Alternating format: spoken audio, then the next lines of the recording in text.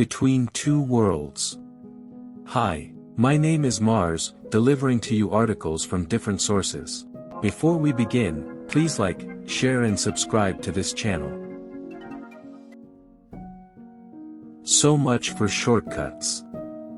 God's people embarked on a trip that should have taken just a few days, but 40 years later, Israel was still wandering around the wilderness of Sinai. Why? Because they were disobedient. They incorporated pagan gods into their worship.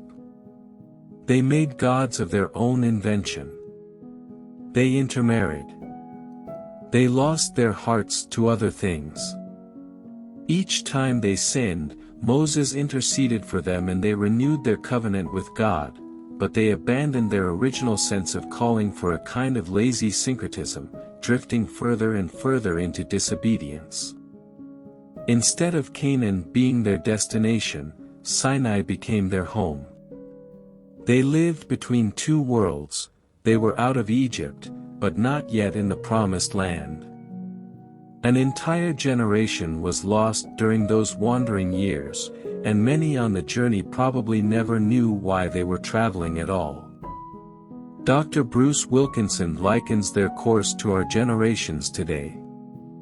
There was a generation whose relationship with God was vital, perhaps like our parents. Then the next generation was only marginally committed, and the next generation was openly rebellious. The further we get from a vital relationship with the living God, the more comfortable we become living between two worlds. We don't feel tension. We feel ease. Beware of a borrowed or inherited faith in God.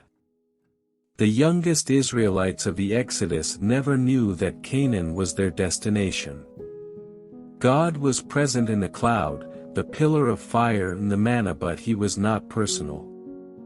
They had unknowingly moved away from his purpose and his plan, until their lives looked very much like the lives of those who never knew him at all.